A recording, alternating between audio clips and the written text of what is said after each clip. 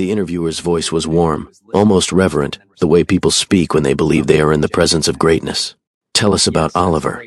What has fatherhood taught you?" And the man answered without hesitation, his voice smooth as polished marble. "Oliver is my miracle, my purpose. Before him, I thought success meant buildings and balance sheets. Now I understand that legacy is not what you construct, it is who you raise. He made me understand what truly matters in life." Joanna heard every word. She was standing in the waiting room of a dentist's office, 7 years older than she had been when that voice last spoke directly to her, and the radio was playing a podcast interview with Graham Ashford, billionaire real estate developer, philanthropist, and beloved family man. The receptionist had tuned in during a slow afternoon, unaware the woman signing her son's appointment forms had once carried that man's children inside her body.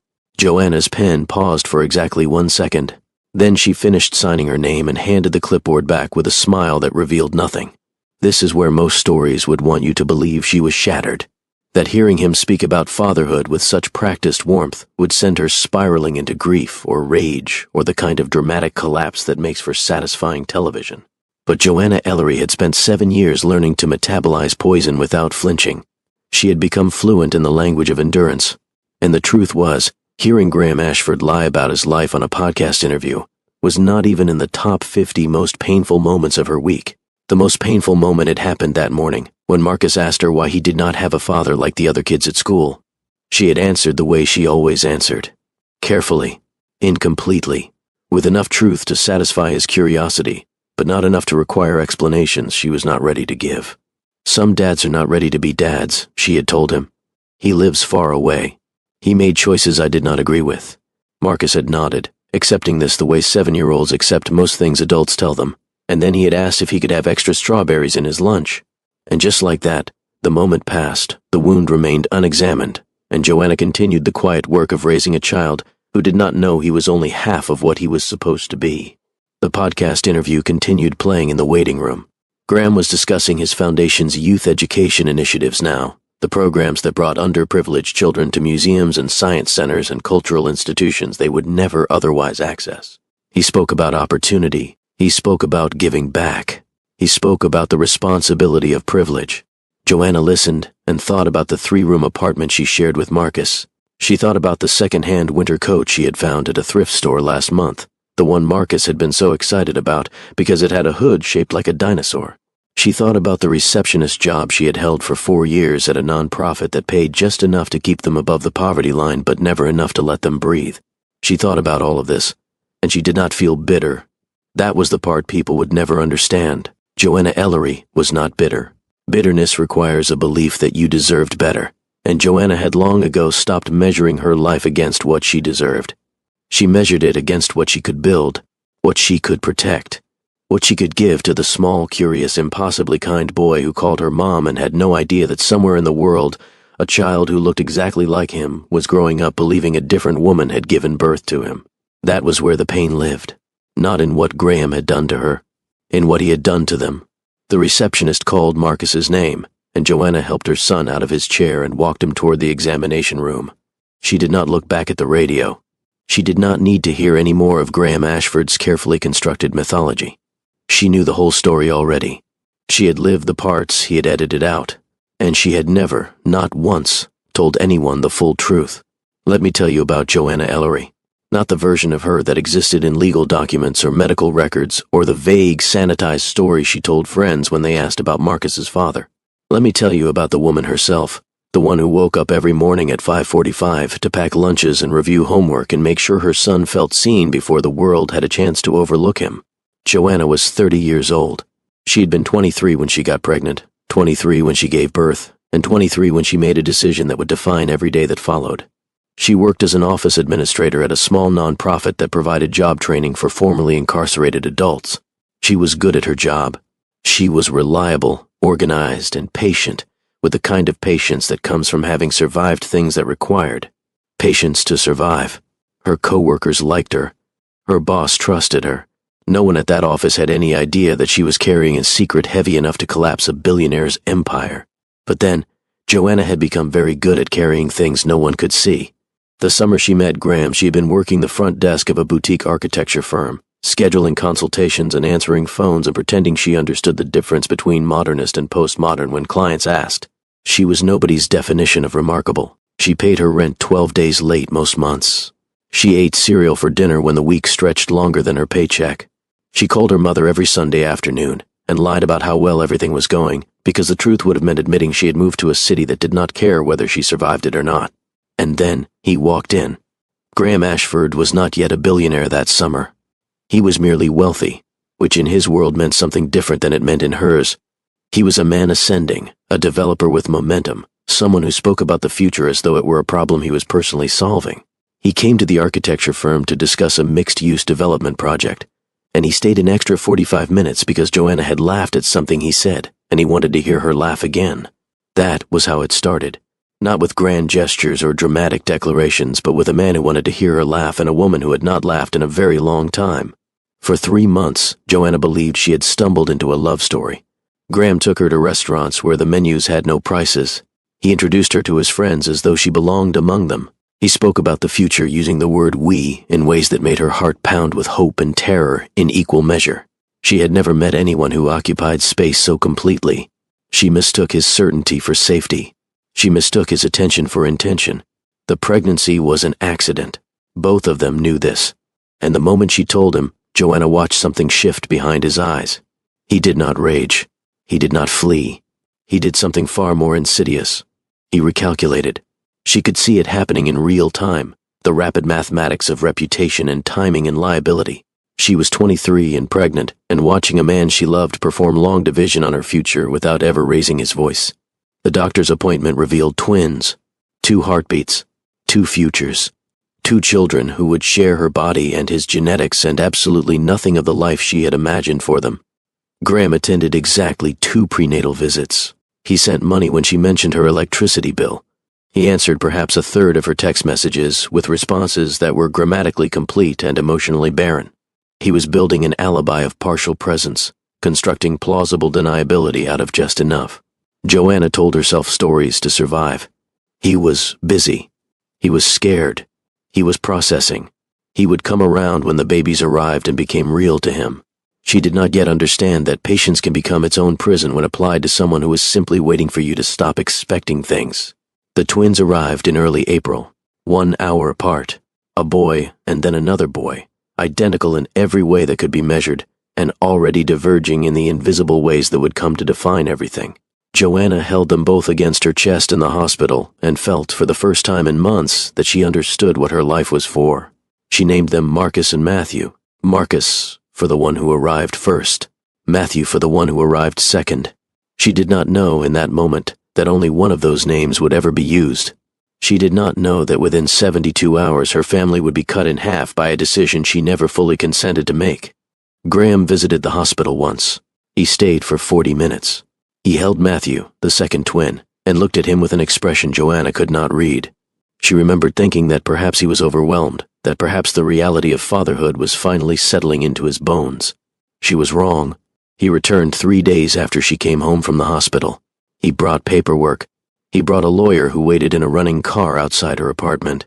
He brought an argument so carefully constructed that Joanna would later recognize it as something rehearsed, something tested, something designed to exploit the exact fissures in her self-worth that he had spent months mapping. She was exhausted. She was recovering from a cesarean delivery. She was alone in a city where she had no family and few friends, and a landlord who had already mentioned the difficulty of noise complaints once children entered the picture. And Graham spoke to her in that voice, that calm, reasonable, infinitely patient voice. One of the twins, he explained, could have opportunities beyond imagination.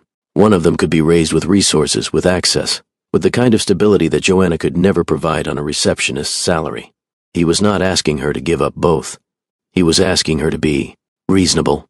He was asking her to think about the child's future rather than her own attachment. He was asking her to prove that her love was selfless rather than possessive.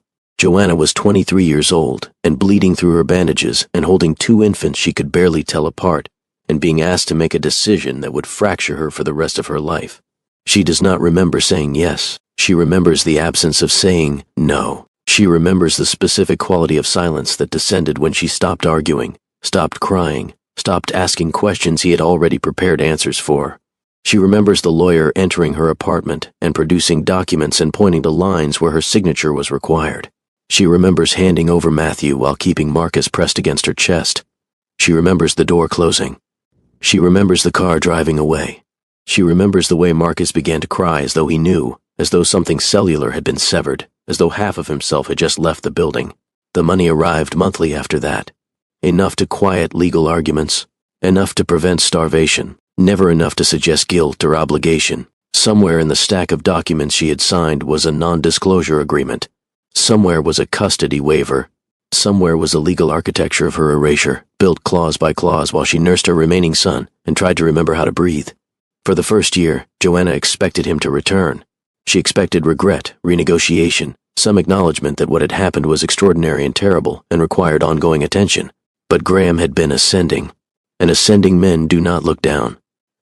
Within 18 months, he had married someone else, someone from his world, someone named Victoria, with a surname that appeared in philanthropy announcements and alumni magazines, someone whose pregnancy was announced with the kind of joy that suggested first-time fatherhood. Joanna saw the photographs online because the internet had made it impossible to fully disappear from someone's orbit. She saw him holding his new wife's belly with both hands. She saw him giving interviews about work-life balance and the importance of family. She saw the nursery they had designed together, decorated in soft grays and whites with a single initial above the crib. Oh, the initial read. For Oliver. That was when Joanna understood. Matthew had been renamed. Matthew had been absorbed into Graham's new narrative, presented to the world as the son of Victoria, as the child of a legitimate marriage, as the heir to everything Graham was building. Joanna had not been abandoned. Abandonment implies that someone walked away from something they acknowledged as real. What happened to Joanna was closer to revision. She had been edited out of Graham's story. She had become a rough draft, an early outline, a version of his life that he had decided not to publish. The humiliation was almost abstract in its cruelty. There was no public dismissal to rage against, no dramatic betrayal to process, no villain to name in conversations with friends. There was only absence. There was only the quiet, total replacement of her reality with a fiction that the world found more appealing. And that was when Joanna made the choice that would define the next 7 years of her life. She chose silence, not because she was afraid, not because she was weak, not because she believed the lies Graham was telling about his family. She chose silence because she understood something that most people never learn. Information is currency, and the only way to preserve its value is to refuse to spend it until the moment is right. Let me tell you what Joanna knew. She knew the exact date of conception. She knew the hospital where she delivered. She knew the names of the attorneys who had visited her apartment. She knew the exact amounts of the monthly deposits that arrived like clockwork and then stopped after 18 months, as though even financial acknowledgement of her existence had an expiration date. She knew the face of her son, and therefore the face of the twin who had been taken. She knew the DNA that lived in both of them, the biological truth that could not be rewritten, no matter how many magazine profiles Graham gave or how many philanthropy galas he attended, or how many times he called Oliver his miracle. Joanna knew everything, and she said nothing. If she had spoken, the world would have painted her as bitter, as grasping, as the unfortunate mistake who could not move on. The NDA she had signed would have been weaponized against her. Her credibility would have been destroyed before a single fact was examined. She would have become the villain in Graham's story, the cautionary tale of what happens when unstable women make accusations against beloved billionaires. So she gave him nothing to work with. She gave him no story to tell about her. She became, in his world, exactly what he wanted her to be. Nothing. And in her own life, she remained the only person who knew the entire truth. This was not passivity. This was the most active thing Joanna had ever done. By refusing to chase Graham with lawsuits or media exposes or desperate attempts to reclaim what had been taken, she denied him the satisfaction of painting her as his enemy. She became invisible. And invisible people are the most dangerous of all, because no one thinks to watch for them until it is too late. The years passed in the particular rhythm of single motherhood. Joanna measured her life in school years and shoe sizes and quarterly dental appointments. She worked jobs that allowed her to be present for drop-offs and pickups. She answered Marcus's questions about his father with responses that were technically true and emotionally incomplete. He was not ready to be a dad, she told him. He lives far away, she said. He made choices I did not agree with, she explained. She never lied. She simply withheld the parts of the truth that would have required explanations she was not ready to give. And Marcus, who was curious and kind, and occasionally stubborn in ways that made Joanna want to scream and laugh simultaneously, accepted these answers with the trust of a child who believed his mother knew best. He was the entire point of her existence. He was the reason she got up every morning and the reason she did not collapse every night. He was the living proof that something good had come from the worst experience of her life. And he had no idea that somewhere in the world, a boy who looked exactly like him was growing up believing a different woman was his mother. The morning everything changed began like every other morning in the Ellery household. Joanna's alarm went off at 5:45. She lay still for 30 seconds, listening to the familiar sounds of her apartment settling around her, before pushing off the covers and beginning the routine that had become as automatic as breathing. Shower, dress, coffee, wake Marcus. He was not an easy child to wake. He slept like the dead, burrowed under his dinosaur comforter with only a tuft of dark hair visible above the pillow. Joanna sat on the edge of his bed and rubbed his back until he groaned and pulled the blanket over his head. 5 more minutes, he mumbled. You said that 10 minutes ago, she told him. And we have a big day today. That got his attention. He emerged from the covers with sleepy eyes and tangled hair. The museum, he said. I almost forgot. How could you forget? You have been talking about it for 2 weeks. It was true. Marcus had been counting down the days to this field trip the way some children count down to Christmas. The City Museum of Natural History was offering a special educational program for second graders, and his class had been selected to attend. He had researched the dinosaur exhibits online. He had practiced pronouncing Tyrannosaurus rex until he could say it perfectly. He had asked Joanna at least a dozen questions about fossils that she did not know how to answer. She loved this about him. The curiosity, the enthusiasm, the way he approached the world as though it were full of secrets waiting to be discovered. She had no idea how literally that would turn out to be true. The permission slip had arrived 3 weeks earlier. Joanna had signed it without hesitation, grateful for any opportunity that would expose Marcus to experiences beyond what she could afford to give him. She had not read the fine print. She had not noticed the small logo in the corner of the form that indicated the museum trip was sponsored by the Ashford Foundation's Youth Education Initiative. If she had noticed, she might have hesitated. She might have called the school to ask questions. She might have found an excuse to keep Marcus home that day. But she did not notice. And so she had no way of knowing that her son was about to walk into a building where his twin brother would be waiting. Not waiting for him, specifically, of course. Oliver Ashford had no idea that he had a twin. He had been raised to believe that Victoria Ashford was his biological mother, that Graham Ashford was his devoted father, and that he was the only child of a loving and successful marriage. He attended private school. He had a bedroom 3 times the size of Marcus's entire apartment. He had never worried about whether there would be enough money for new shoes when his old ones wore out. Oliver was at the museum that morning because the Ashford Foundation was hosting a publicity event to celebrate its educational partnerships. There would be photographers. There would be donors. There would be carefully staged moments of Graham Ashford interacting with underprivileged children, demonstrating his commitment to equal opportunity and community investment. Oliver was there to be photographed, to be displayed, to be proof that the Ashford family practiced what they preached about the importance of youth development. And Marcus was there because his school had been selected as one of the beneficiary institutions, part of the foundation's outreach to public schools in underserved neighborhoods. 2 boys, same face, same DNA, same birthday, completely different worlds. And in approximately 3 hours, those worlds were going to collide. Joanna braided Marcus's hair the way she always did on special occasions, tight enough to last through an active day but loose enough that he would not complain about his head hurting. She packed his lunch with extra care, adding the strawberries he had requested, and a note that said, "Have an amazing time. I love you." She walked him to the school bus stop and waited with him until the yellow bus rounded the corner.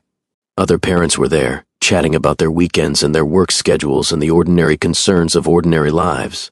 Joanna made small talk. She laughed at the right moments. She gave no indication that anything unusual was happening in her mind, because nothing unusual was happening. As far as Joanna knew, this was simply a field trip. Her son would see dinosaurs.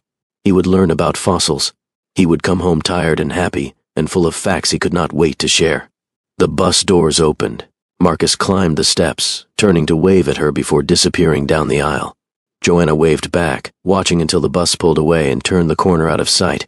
Then she walked to the subway station and rode to work, where she spent the morning answering phones and filing paperwork and thinking about nothing in particular.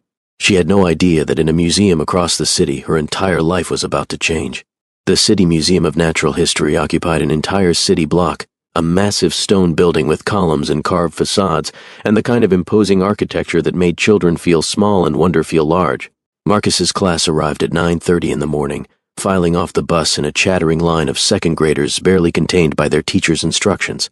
Mrs. Patterson was a patient woman in her 50s who had been teaching elementary school for longer than most of her students' parents had been alive.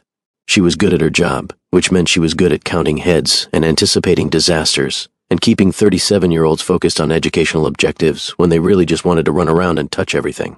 "Stay with your buddy," she called out as the class assembled on the museum steps. "Remember the rules. Walking feet. Inside voices. Respect for the exhibits." Marcus was barely listening. He was staring up at the museum's facade, his eyes wide with the kind of wonder that Joanna would have given anything to see. There was a carved dinosaur above the main entrance, a massive Diplodocus skeleton rendered in stone, and Marcus was trying to remember everything he had learned about that particular species so he could impress his classmates with his knowledge. He did not notice the banner hanging beside the entrance. If he had been older, if he had been paying attention, he might have read the words printed on it in elegant gold lettering. The Ashford Foundation proudly supports youth education, but he was 7 years old and focused on dinosaurs, so he walked right past it without a second glance. Inside the museum, the class was met by a guide who led them through the main rotunda and toward the paleontology wing. The space was enormous, with soaring ceilings and marble floors and the kind of echoing acoustics that made every whisper carry. Marcus stayed close to his buddy, a boy named Jerome who shared his enthusiasm for prehistoric creatures and tried to take in everything at once. There were so many things to see. Fossils behind glass cases, reconstructed skeletons towering over the crowds, interactive displays that let you press buttons and hear about the Cretaceous period. Marcus wanted to stop at every single exhibit, but the guide was moving quickly, and Mrs. Patterson was insisting they stay together as a group. At the far end of the rotunda, separated from the public exhibits by velvet ropes and security staff, another event was taking place. Marcus did not pay attention to it at first. It looked like adult stuff. People in fancy clothes standing around and talking while photographers moved between them with expensive-looking cameras. But something about the event area caught his eye. Something he could not quite identify. There was a boy there, about his age, standing near a tall man in a suit while people took photographs. Marcus squinted, trying to get a better look, but the class was moving in the opposite direction, and Mrs. Patterson was calling for everyone to keep up. He turned away from the velvet ropes and followed his classmates toward the dinosaur exhibits, pushing the image of the other boy out of his mind. He would see that boy again soon enough, and when he did, nothing would ever be the same. The Ashford Foundation event occupied the museum's grand rotunda, with the kind of polished efficiency that only significant money could buy. There were refreshment tables with sparkling water and gourmet hors d'oeuvres. There were display boards showing the Foundation's educational impact statistics. There were representatives from partner schools and community organizations, all carefully selected to demonstrate the breadth of Graham Ashford's philanthropic reach. And at the center of it all was the man himself. Graham Ashford at 38 was exactly what you would expect from a billionaire real estate developer who had spent years cultivating his public image. Tall, confident, impeccably dressed in a suit that cost more than Joanna's monthly salary. He moved through the event with the ease of someone who had attended thousands of similar gatherings, shaking hands and making eye contact, and remembering names with the practiced skill of a politician. Beside him was his wife, Victoria Ashford, elegant in a cream-colored dress that matched the Foundation's branding. Victoria was old money, the kind of woman who had been raised to host charity galas and serve on museum boards and represent her family's legacy with grace and discretion. She had met Graham at a fundraiser 8 years ago and married him within a year, drawn to his ambition and his vision and his seemingly genuine commitment to using his wealth for good. She had no idea that the child she believed was her adopted son had actually been taken from another woman. She had no idea that the beautiful story Graham had told her about Oliver's origins, about the surrogate who wanted complete confidentiality, about the sealed adoption records that protected everyone's privacy, was a lie constructed specifically to keep her from asking questions. Victoria loved Oliver completely. She had raised him from 3 days old. She had been there for his first words, his first steps, his first day of school. She did not know that another woman had held him first. She did not know that somewhere in the city, a boy who looked exactly like her son was growing up without the advantages she took for granted. And she was about to find out. Oliver stood beside his parents, wearing a miniature version of his father's suit and looking approximately as bored as any 7-year-old forced to attend an adult event. He had been told to smile for the photographers. He had been told to be polite to the donors. He had been told that this was important work and that he should be proud to be part of it. What Oliver actually wanted was to explore the dinosaur exhibits. He had been promised that after the official event concluded, he would have time to visit the paleontology wing with his mother. But the event kept dragging on, and the adults kept talking, and Oliver was running out of patience. "Can I go look at the minerals?" he asked his mother, tugging at her sleeve. "Just for a minute?" Victoria glanced at Graham, who was deep in conversation with a major donor. She hesitated. The event was technically still ongoing, but it was winding down, and Oliver had been remarkably well behaved for almost 2 hours. "Stay where I can see you," she told him. "Do not leave the rotunda." Oliver nodded and slipped away, relieved to escape the endless adult conversations. He wandered toward the mineral exhibit at the edge of the rotunda, drawn by a display of crystals that caught the light in ways that reminded him of the fantasy movies he loved. He had no idea that his movements were taking him directly into the path of a school group returning from the paleontology wing. He had no idea that in approximately 4 minutes he would come face to face with a boy who looked exactly like him, and he had no idea that the life his parents had so carefully constructed for him was about to shatter into a million pieces. Marcus was lagging behind his class. He did not mean to. Mrs. Patterson had been very clear about staying with the group, but there was a display about volcanic rock formation that Marcus had not finished reading, and he just wanted 1 more minute to understand how igneous and sedite and metamorphic were different. "Wait up," he called to Jerome, who was already disappearing around the corner with the rest of the class. Jerome waved back, but kept walking. The group was moving toward the ocean life exhibits, and Marcus knew he needed to catch up. He took one last look at the volcanic rock display, and then turned to follow his classmates. That was when he saw the mineral exhibit, and the crystals, and the boy standing in front of them.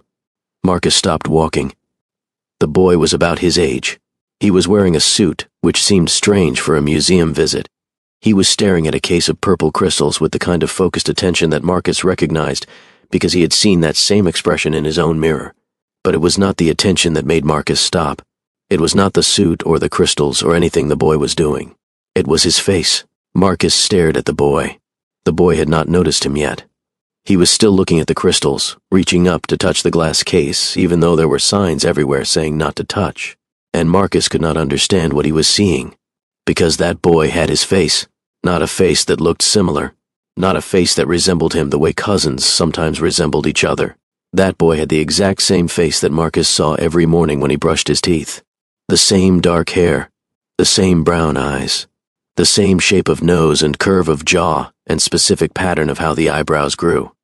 Marcus had seen photographs of himself at every age.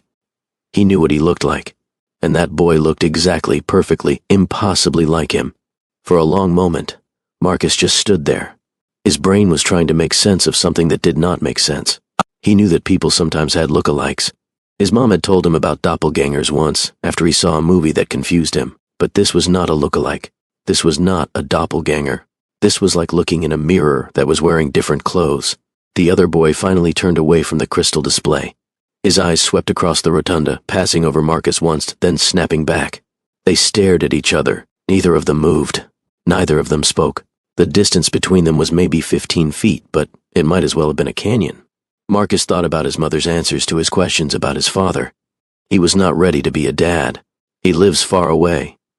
He made choices I did not agree with. He had always accepted those answers. He had never pushed for more details. He had never asked the question that was suddenly burning in his mind with an intensity he had never experienced before. Because looking at this boy, looking at this impossible mirror of himself, Marcus suddenly understood that there were things his mother had not told him. Important things. Things that explained why this boy existed, why this boy had his face, why this boy was standing in a museum rotunda wearing a suit while Marcus was here on a school field trip. Marcus did not understand the details. He was 7 years old. He did not know about twins or custody arrangements or billionaire fathers who erased inconvenient women from their histories. But he understood that something was very, very wrong. And he understood that the first step toward making it right was to speak the truth. So he did. His voice was not loud. He was not trying to make a scene. He was simply stating a fact. the way children state facts when they do not yet know that some truths are dangerous. "That boy," Marcus said, pointing directly at Oliver. "That boy looks exactly like me." He said it loud enough that the people nearby could hear. He said it while pointing, the way children point when they want adults to understand something important. He said it with the pure, unfiltered honesty of a 7-year-old who had not yet learned that honesty could be a weapon. And in that moment, across the rotunda, Graham Ashford looked up from his conversation with a major donor. His eyes found the source of the disturbance. They found the boy who was pointing. They found the face that was identical to his son's. They found Marcus, and everything Graham Ashford had spent 7 years building began to crack. The silence that followed Marcus's words lasted exactly 3 seconds. But in those 3 seconds, the entire architecture of Graham Ashford's carefully constructed life began to fracture. He was still standing beside the major donor, a man named Whitfield, who had contributed $12 million to the foundation over the past 5 years. They had been discussing expansion plans for the Youth Education Initiative. They had been talking about legacy and impact and the long-term vision of the Ashford Foundation. And now Graham was staring across the rotunda at a 7-year-old boy who had just detonated a bomb without even knowing what he was holding. The donor noticed Graham's sudden stillness. He followed Graham's gaze toward the disturbance, toward the school group, and the small boy who was pointing at Oliver with the casual certainty of a child stating an obvious fact. "Is everything all right?" the donor asked. Graham did not answer immediately. His mind was racing through calculations he had never expected to make. He had spent 7 years believing that the situation with Joanna was handled, contained, buried under enough legal paperwork and financial settlements, and carefully maintained distance that it would never resurface. He had been wrong. The boy pointing at Oliver was not a random child who happened to share a passing resemblance with his son. Graham knew that face. He knew it because he had held it once, in a hospital room, 7 years ago, before he made the decision that would define everything that followed. He knew it because that face belonged to the twin he had left behind, the twin he had paid to forget, the twin whose existence he had erased so completely that even his own wife did not know the truth. Marcus, that was the name Joanna had given him. Graham remembered it now, though he had spent years training himself not to think about it. Marcus Ellery, the other son, the one who was supposed to remain invisible forever. And now Marcus was standing in the middle of the Ashford Foundation's flagship event, pointing at Oliver, and speaking words that could unravel everything. Graham forced his face into an expression of mild curiosity, the same expression he used when dealing with unexpected problems in business negotiations. He excused himself from the donor with practiced smoothness and began moving toward the disturbance, keeping his pace casual even as his heart hammered against his ribs. He needed to control this situation. He needed to minimize the damage. He needed to find a way to make this look like a coincidence, a funny moment, a strange occurrence that everyone would forget by tomorrow. He did not yet understand that it was already too late for any of that. Oliver had not moved since Marcus spoke. He was staring at the other boy with an expression that shifted between confusion and fascination, the way one might stare at an optical illusion that refused to resolve into sense. He had never seen anyone who looked like him before. Not really. His parents had shown him baby pictures that supposedly captured his early months, but he had no siblings, no cousins his age, no one in his life who shared his specific combination of features. He had always assumed he was unique. But now there was a boy standing 15 feet away who could have been his reflection in a funhouse mirror that only changed her clothes. "Do we know each other?" Oliver asked. His voice carried across the space between them, clear and curious. He was not afraid. He was not suspicious. He was simply a child trying to understand something that did not fit into any category he had been taught. Marcus shook his head slowly, still staring. "I do not think so. But you look like me." "I know," Oliver said. "It is weird." Neither of them moved closer. Neither of them moved away. They were caught in a moment of mutual recognition that transcended anything either of them could articulate, a biological truth asserting itself against 7 years of carefully maintained separation. Around them, adults were beginning to notice. The museum patrons who had been passing through the rotunda were slowing down, glancing between the two boys with expressions of surprise and curiosity. The foundation staff members who had been managing the event were exchanging uncertain looks, unsure whether this was a situation that required intervention. Mrs. Patterson had finally realized that Marcus was no longer with the group. She was hurrying back through the paleontology wing, counting heads and calling his name, her teacher's instincts alerting her that something had gone wrong even before she understood what it was. And Victoria Ashford was watching from the refreshment table, her champagne glass frozen halfway to her lips, her eyes moving between her son and the stranger who wore his face. She did not understand what she was seeing, but she understood that it was significant. She understood that the expression on her husband's face as he walked toward the boys was not the expression of a man dealing with a minor curiosity. It was the expression of a man whose secrets were crawling out of the ground where he had buried them. Graham reached the boys before anyone else. He positioned himself between them with the kind of smooth physical maneuvering that suggested years of practice at controlling spaces and conversations. His hand landed on Oliver's shoulder, gentle but firm, a gesture of ownership disguised as paternal affection. "Oliver," he said, his voice carefully modulated to project calm. "I think your mother is looking for you." Oliver glanced up at his father, then back at Marcus. "But Dad, that boy looks just like me. Do you see it?" Graham's jaw tightened almost imperceptibly. "I see that you have been standing here instead of staying where your mother can see you. Come on. Let us go back." "But I want to talk to him," Oliver protested. "He is interesting." The word interesting hung in the air like an accusation. Oliver did not understand what he was saying. He did not understand that his father had spent 7 years ensuring that this conversation would never happen. He was simply a child who had found something fascinating and wanted to explore it further. Graham's grip on Oliver's shoulder tightened.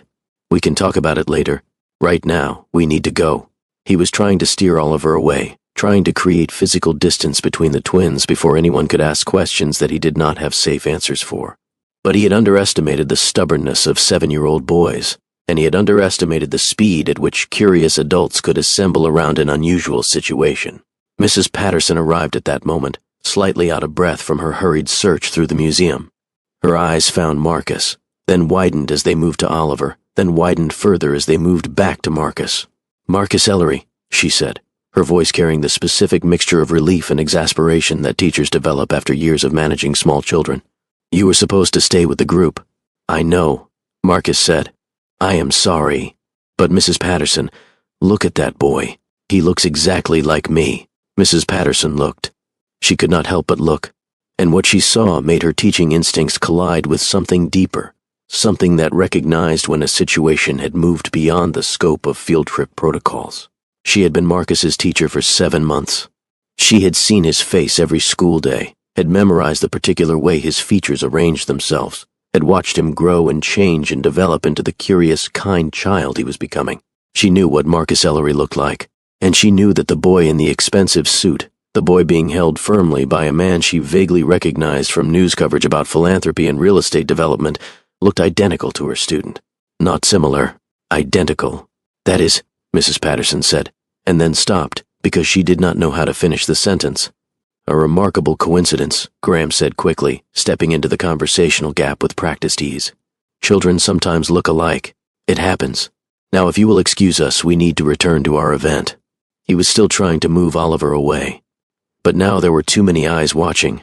Foundation staff members had drifted closer, drawn by the unusual energy of the moment. Museum patrons had stopped pretending not to stare. Helena Cross, the education director of the Ashford Foundation, was approaching with her tablet clutched against her chest and an expression of professional concern on her face. And Victoria Ashford was walking toward them, her champagne abandoned on a nearby table, her eyes fixed on the 2 boys with an intensity that suggested she was seeing something she had never allowed herself to imagine. "Graham," she said as she reached them, "what is going on?" "Nothing," Graham said. "Just a coincidence. A funny moment. Oliver was about to come back to you." But Victoria was not looking at her husband. She was looking at Marcus. She was studying his face with the desperate attention of someone who knows they are about to learn something that will change everything. She had been married to Graham for 8 years. She had trusted him completely. She had believed every story he told her about Oliver's origins, about the surrogate who wanted privacy, about the sealed records that protected everyone's interests. She had never questioned him because she had never had a reason to question him. But now she was looking at a boy who could have been her son's twin. She was looking at the living proof that something was very, very wrong with the story she had been told. "Graham," she said again, and her voice was different now. Quieter, more dangerous. "Who is this child?" Before Graham could answer, before he could construct another layer of lies to cover the lies that were already crumbling, Marcus spoke again. "My name is Marcus," he said, because he had been raised to introduce himself politely when adults asked questions. "Marcus Ellery. I am here with my school." Victoria's face went pale. "Ellery." She did not recognize the name. but she recognized the implication of a name that was not Ashford, attached to a face that was identical to her son's. She looked at Graham, and for the first time in their marriage, she saw him clearly. She saw the calculation behind his eyes. She saw the way he was measuring responses and managing damage and treating this moment like a business problem to be solved rather than a human crisis to be addressed. She saw the mask he wore, the one she had always mistaken for confidence and competence. And she understood, in that terrible moment of clarity, that her husband had been lying to her about something fundamental, something that touched the core of their family, something that had to do with the son she loved more than anything in the world. "Graham," she said for the third time. Her voice was shaking now. "What did you do?" He did not answer her. He could not answer her, because the answer would destroy everything, and he was still desperately trying to find a way to save what could be saved. But it was too late for saving. Helena Cross had pulled out her phone and was quietly conferring with museum security. Foundation donors were watching with the kind of fascinated attention that guaranteed this moment would become gossip within hours. Mrs. Patterson was kneeling beside Marcus, her protective instincts activated, her mind already racing toward the phone call she would need to make. And Oliver was looking between his parents with an expression of growing confusion, sensing that something was wrong but not understanding what it was. "Dad," he said. "Mom, why are you both acting weird?" No one answered him. No one knew how to answer him, because answering would require explaining something that should never have needed explanation, a truth that should never have been hidden, a crime that should never have been committed. Mrs. Patterson made her decision. She did not fully understand what was happening, but she understood that Marcus needed protection, that this situation had moved far beyond her capacity to manage, and that there was only one person who could provide the answers that everyone suddenly needed. She pulled out her phone and scrolled to the emergency contact information she kept for all her students. Joanna Ellery, mother. The only number listed. Mrs. Patterson pressed call and lifted the phone to her ear, watching Graham Ashford's face as she did so. She watched the blood drain from his cheeks. She watched his expression shift from controlled concern to something that looked almost like fear. She did not know why the mention of Marcus's mother would cause a billionaire philanthropist to look like he had seen a ghost, but she suspected she was about to find out. The phone rang twice before Joanna answered. Joanna was at her desk when the call came through. She had been reviewing intake forms for new program participants, the kind of routine administrative work that required just enough attention to keep her mind occupied, but not enough to prevent her thoughts from wandering toward Marcus and his field trip. She hoped he was having a good time. She hoped the dinosaurs were everything he had imagined. She hoped he was making memories that would sustain him through the ordinary days that made up most of childhood. When her phone buzzed with the school's number, her first thought was that he had gotten sick. Stomach bugs were going around his class. Maybe the excitement of the trip had been too much for him. "Hello," she said, already mentally rearranging her afternoon to accommodate picking him up early. "Miss Ellery, this is Mrs. Patterson, Marcus's teacher." The teacher's voice was strange, strained in a way that did not match the casual concern of a sick child notification. Joanna sat up straighter in her chair, her instincts sharpening. "Is Marcus?" she asked. "He is fine. He is safe. But Miss Ellery, something very unusual has happened at the museum. I think you need to come here." Unusual. The word hung in the air, carrying weight that Joanna could not yet identify. Teachers did not call parents about unusual unless unusual meant serious, unless unusual meant something that could not be explained over the phone. "What happened?" Joanna asked. "What kind of unusual?" There was a pause. Joanna could hear background noise through the phone, the kind of ambient sound that suggested a crowded public space. She could hear voices, though she could not make out words. She could hear something that sounded almost like tension, like the held breath of a room full of people who did not know what to do next. "There is a boy here," Mrs. Patterson said finally, "at an event in the museum.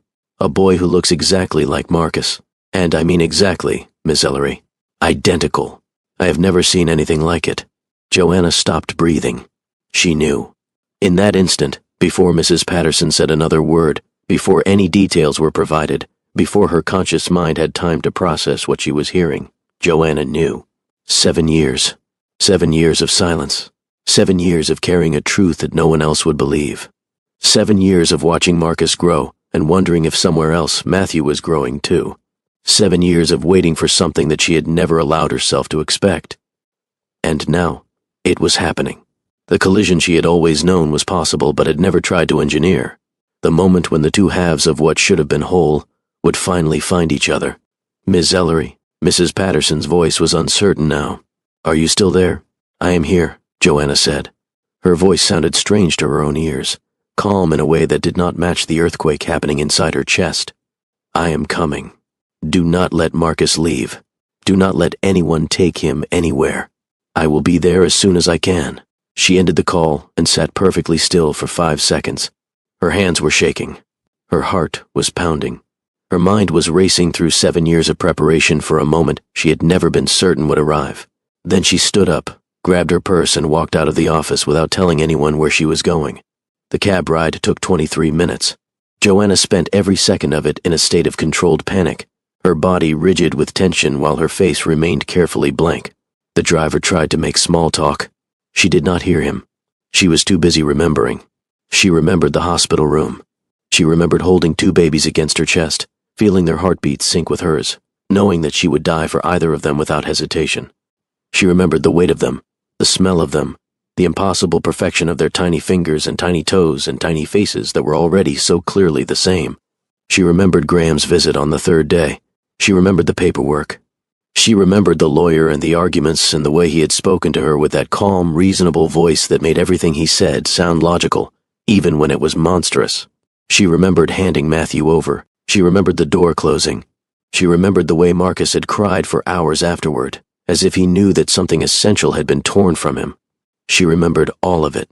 She had never stopped remembering, and now she was about to walk into a room where that memory would become present tense, where the son she had lost would be standing next to the son she had kept, where the lie Graham Ashford had built his life upon would finally be exposed. She did not know what she was going to do when she got there. She did not know what she was going to say. She had spent 7 years in silence, and she was not certain she remembered how to speak. But she knew that she was going. And she knew that when she arrived, something would change forever. The cab pulled up to the museum entrance at 11:47 in the morning. Joanna paid the driver with hands that had finally stopped shaking, though her heart was still racing fast enough to make her slightly dizzy.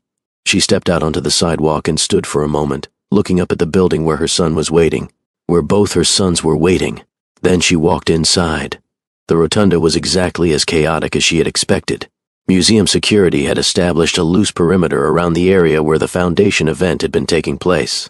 Foundation staff members were clustered in small groups, speaking in low, urgent voices and glancing repeatedly toward the center of the space. Parents from the school group had begun arriving, summoned by confused text messages from Mrs. Patterson, adding to the crowd of uncertain adults trying to understand what was happening.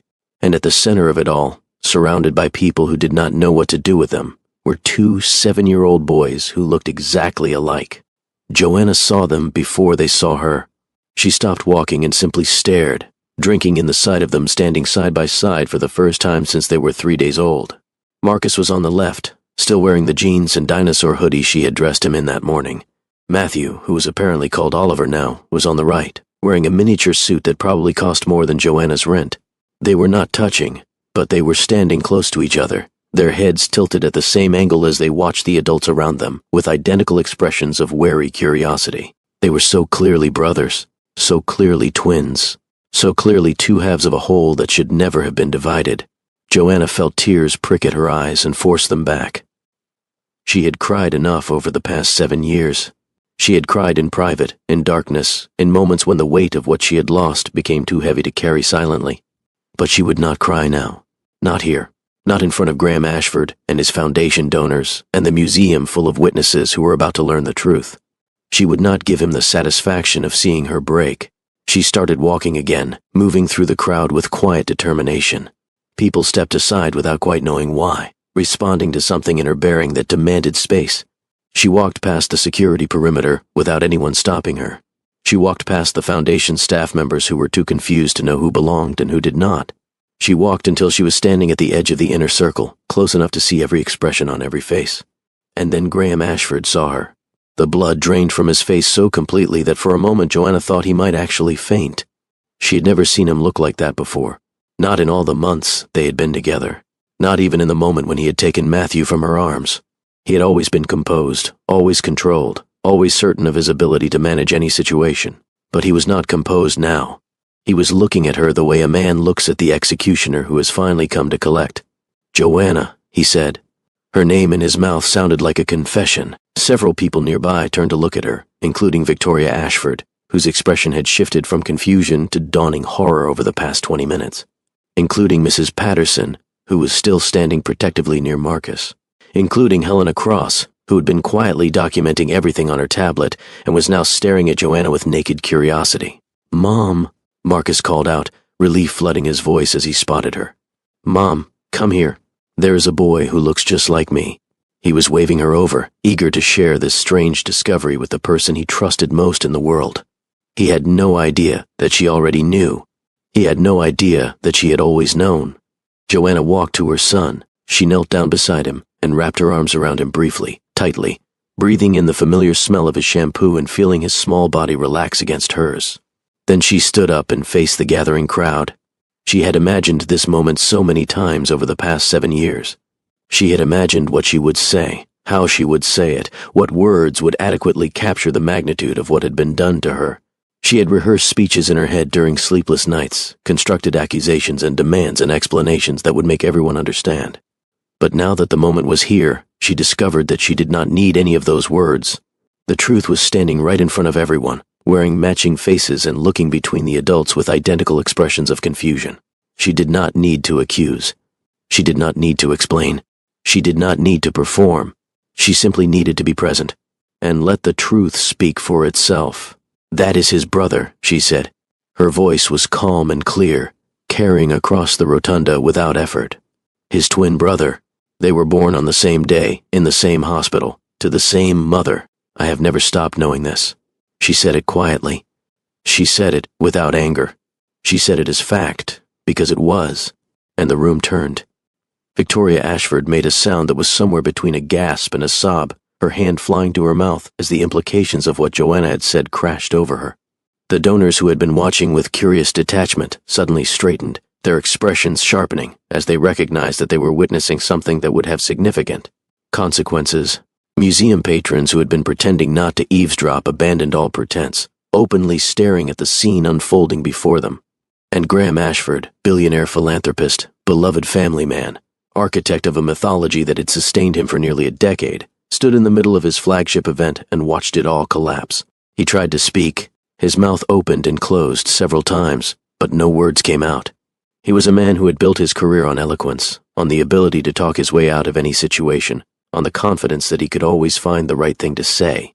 But there was nothing right to say here. There was no argument that could undo what everyone was seeing with their own eyes. "This is," he started, then stopped. "She is." He tried again, then stopped again. Victoria stepped forward. Her face was wet with tears, her mascara running in dark streaks down her cheeks, but her voice was steady when she spoke. "Is it true?" she asked her husband. Her voice was not loud, but it carried in the silence that had descended over the rotunda. "Is what she is saying true? Is Oliver a twin?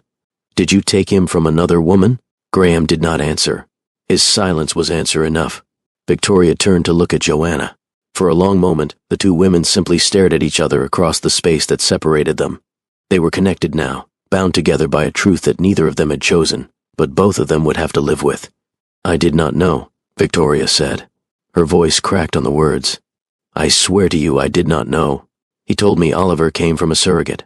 He told me the records were sealed. He told me she wanted complete confidentiality. I would never have. I did not know." Joanna looked at her. She saw the genuine anguish in Victoria's face, the horror of a woman who had just discovered that her entire life was built on a lie she had never consented to tell. She saw a mother who loved her child completely and had just learned that her child had been stolen. And she made a choice in that moment, a choice that would define everything that came after. "I believe you," Joanna said. 3 words, simple and direct and offered without expectation of anything in return. She believed Victoria because there was no advantage in disbelieving her. She believed Victoria because directing her anger at the wrong target would only cause more harm. She believed Victoria because Graham Ashford had victimized both of them in different ways, and there was no reason for them to be enemies when the real enemy was standing right there, watching his empire crumble. Victoria nodded once, a jerky motion that suggested she was barely holding herself together. Then she turned back to her husband. "We are done," she said, and she walked away from him, crossing the rotunda to stand near the boys, positioning herself on the opposite side from Graham, as if physically separating herself from everything he represented. The donors began to move too. One by one, they drifted toward the exits, suddenly remembering other appointments, other obligations, other places they needed to be. Helena Cross was speaking rapidly into her phone, already managing the crisis that would consume the Foundation for months to come. Foundation staff members were exchanging glances of shock and uncertainty, realizing that the organization they worked for had just become radioactive. And in the middle of all of it, Marcus and Oliver stood side by side, watching the adults with identical expressions of bewildered concern. "Are they fighting because of us?" Oliver asked. Joanna knelt down so she was at eye level with both boys. She looked at Oliver, really looked at him, for the first time since she had entered the museum. She saw the face she had memorized in those 3 days before he was taken. She saw the shape of the child she had held and loved and lost. She saw her son, the one she had never stopped grieving, standing right in front of her. "They are not fighting because of you," she said gently. "They are dealing with some grown-up problems. None of this is your fault." Oliver studied her face with an intensity that reminded her painfully of Marcus when he was trying to understand something important. "Are you his mom?" he asked, pointing at Marcus. "Yes," Joanna said. Oliver was quiet for a moment. Then he asked the question that Joanna had been waiting 7 years to answer. "Are you my mom too?" The words hung in the air. Joanna felt her throat tighten, felt the tears she had been holding back begin to slip down her cheeks despite her best efforts to contain them. She had promised herself she would not cry. But some moments are bigger than promises. "Yes," she said. Her voice was barely above a whisper. "Yes, Oliver. I am your mom too." Oliver considered this. He looked at Marcus. He looked at Joanna. He looked at Victoria, who was standing nearby with tears streaming down her own face. And then he said something that Joanna would remember for the rest of her life. "So I have 2 moms," he said, "and a brother." It was not a question. It was a statement, a 7-year-old's attempt to reorganize his understanding of the world based on new information. And somehow, in its simplicity, it captured everything that Joanna had been fighting for without ever having to fight. "Yes," Joanna said. "You have 2 moms. And a brother." "Cool," Oliver said. And he reached over and took Marcus's hand, as if claiming the brother he had just discovered he had. Marcus looked at their joined hands, then up at his mother. He did not fully understand what was happening. He would need weeks, maybe months, to process the truth about his family. There would be questions and confusion and difficult conversations that Joanna was not sure she was ready to have. But in this moment, in this museum, surrounded by the wreckage of Graham Ashford's lies, her 2 sons were holding hands. And that was enough. That was everything. Graham was still standing in the center of the rotunda, watching the scene unfold with an expression that had shifted from fear to something approaching rage. He was a man who was not accustomed to losing. He was a man who had spent his entire adult life controlling outcomes, managing perceptions, ensuring that things went the way he wanted them to go. And now he was standing in the ruins of his reputation, watching his sons bond with the woman he had erased from his history, and there was nothing he could do to stop it. "This is not over," he said. His voice was low and dangerous. "You signed documents, Joanna. You made agreements. Do not think for a moment that you can just walk in here and destroy everything I have built." Joanna stood up slowly. She turned to face him, and for the first time in 7 years, she let him see who she had become. "I did not destroy anything, Graham," she said. Her voice was calm, steady, completely without fear. "Your son pointed at my son in a museum. That is all that happened here. Everything else, everything that is falling apart around you right now, you built that yourself. You built it on lies, and lies do not hold forever." She did not raise her voice. She did not make accusations or demands or threats. She simply stated the truth, the way she had stated it moments ago to the crowd. And somehow, that calm certainty was more devastating than any rage could have been. Graham opened his mouth to respond, but nothing came out. He had no counter-argument because there was no counter-argument to make. The truth was standing right in front of everyone, wearing matching faces, holding hands. He had lost, completely and publicly and irrevocably, and everyone in the room knew it. Joanna turned her back on him. She walked to her sons, to both of her sons, and she knelt down between them. "We should go," she said gently. "This has been a lot to process. We can talk more later." She looked at Victoria, who had approached hesitantly, uncertain of her place in this new configuration of family. I am not going to keep him from you, Joanna said. You raised him. You love him. That matters. But he is going to need time to understand everything. They both are. Victoria nodded, fresh tears spilling down her cheeks. Thank you, she whispered. Thank you for being so kind when you have every right to hate me. Joanna shook her head. Hating you would not help anyone. We are going to have to figure this out together. For them. She gestured toward the boys, who were still holding hands, watching the adults with expressions of wary hope. For them, Victoria agreed. And just like that, the two women who had every reason to be enemies became something else instead. Not friends, not yet, but allies, partners in the complicated work of raising two boys who had just discovered they were brothers. Joanna took Marcus's hand in her free hand, keeping Oliver's hand in his brother's grip. Together, the three of them walked toward the museum exit, leaving Graham Ashford standing alone in the wreckage of everything he had built. He did not follow them. He did not say another word. He just watched them go, his face a mask of impotent fury, as his sons walked out of his event and into a future he could no longer control. And Joanna, who had spent 7 years in silence, finally felt the weight begin to lift from her shoulders. She had not needed to shout. She had not needed to accuse. She had not needed to perform. She had simply needed to survive long enough for the truth to become undeniable. And now it was. Now, before I continue with what happened to Joanna and her boys, I need to pause here and talk directly to you.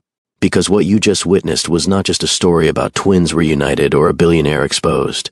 It was a story about the power of strategic silence, about the difference between being quiet because you are weak and being quiet because you are wise. Joanna spent 7 years holding a truth that could have destroyed Graham Ashford at any moment. 7 years of watching him give interviews about fatherhood. 7 years of seeing his foundation celebrated, his family photographed, his mythology reinforced by everyone who should have known better. And she said nothing. Not because she was afraid of him, although he had given her reasons to be afraid. Not because she believed his lies, although the world certainly seemed to. Not because she had forgotten what he had done, although God knows there were days when forgetting would have been easier than remembering. She said nothing because she understood something that most of us never learn. She understood that truth has its own weight, its own momentum, its own timeline.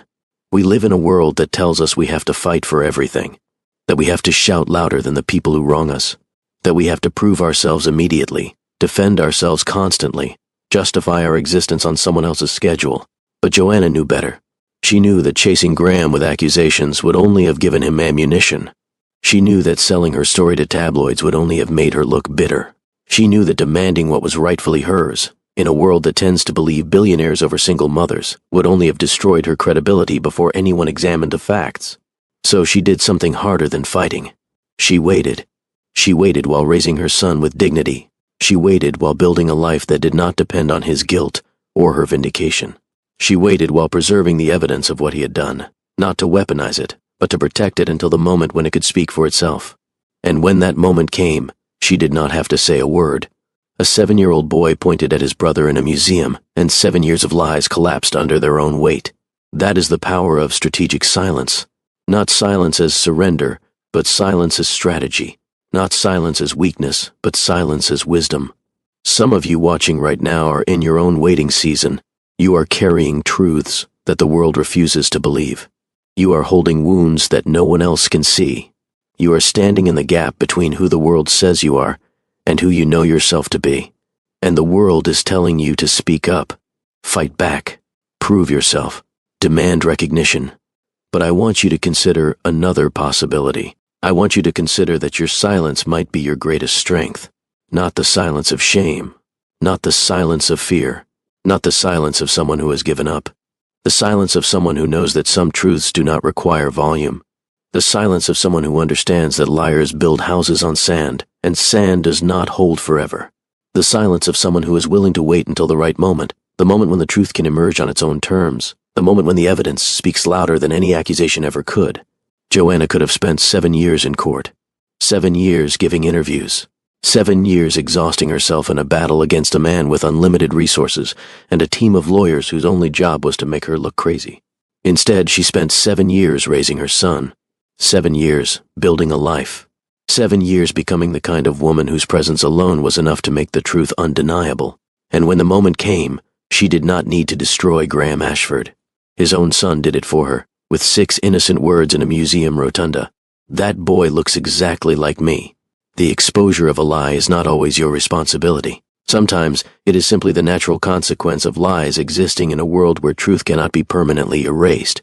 Your job is not to expose every person who has wronged you. Your job is to survive with your integrity intact, to preserve the truth until the time is right, to become the kind of person whose word carries weight, whose presence commands respect, whose silence speaks louder than other people's shouting. Some of you have been quietly replaced, edited out of stories you helped write. Watch someone else take credit for your labor, your love, your contributions to relationships and careers and families that would not exist without you. The world told you to fight back, and when you did not, the world assumed you had lost. But you did not lose. You waited, and your waiting was not weakness. It was the hardest, bravest thing you have ever done. I want to speak something over you right now. May your silence become your strength. May your patience outlast their denial. May the truth you have protected be the very thing that elevates you when the time is right. May you find favor with the people who matter. May you experience breakthrough in the areas where you have been blocked. May you receive healing in the places where you have been wounded. May you be given wisdom to know when to speak and when to wait.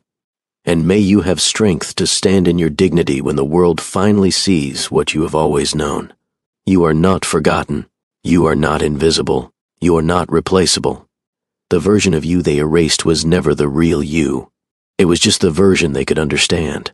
The real you is still here, and your moment is coming. Now let me show you what dignity looks like when it finally gets to stand in the light. The weeks that followed the museum incident were not easy. Joanna had never expected them to be. There were lawyers and mediators and family court judges who needed to understand the full scope of what had happened. There were DNA tests that confirmed what everyone already knew.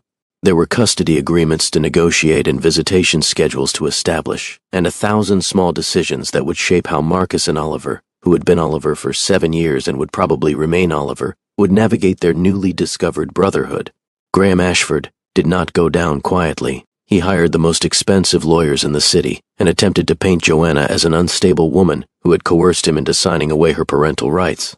But there were too many witnesses now, too many people who had seen the boys standing side by side in the museum, too many donors who had watched his face when Joanna walked through the door, too many cracks in his mythology that could not be patched.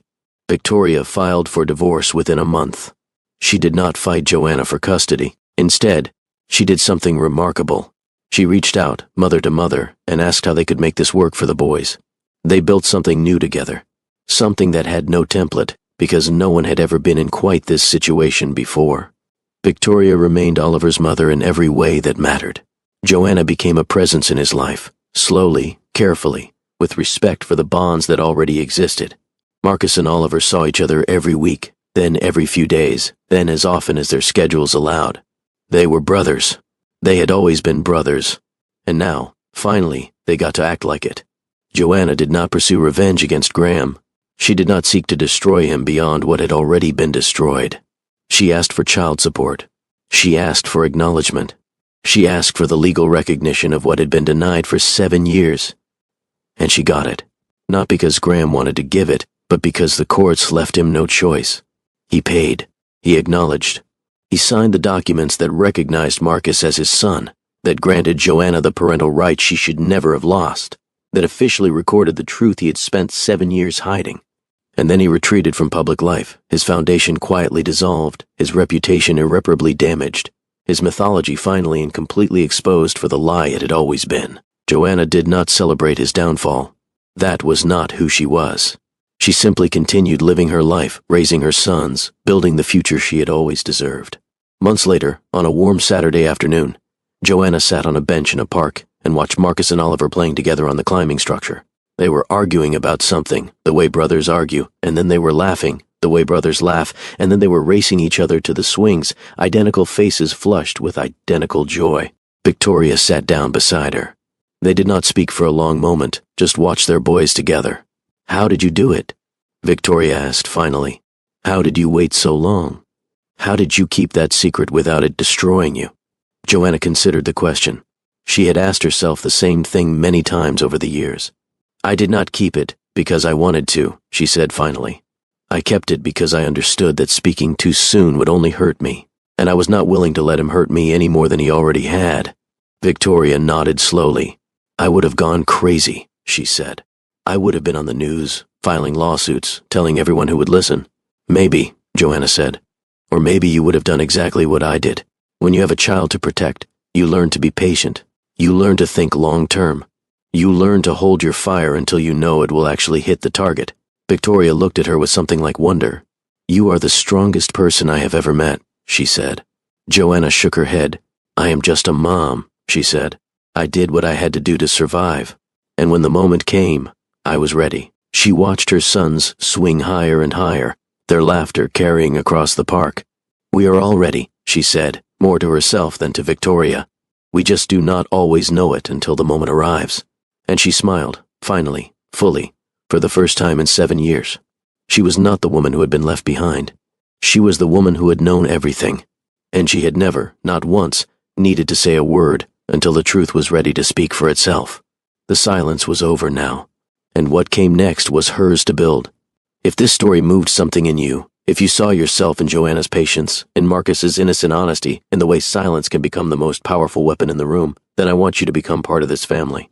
Here on this channel, we tell stories about people who were underestimated and overlooked and quietly replaced. People who rose not through revenge, but through the undeniable force of their own dignity. If you are not subscribed yet, take a moment right now and hit that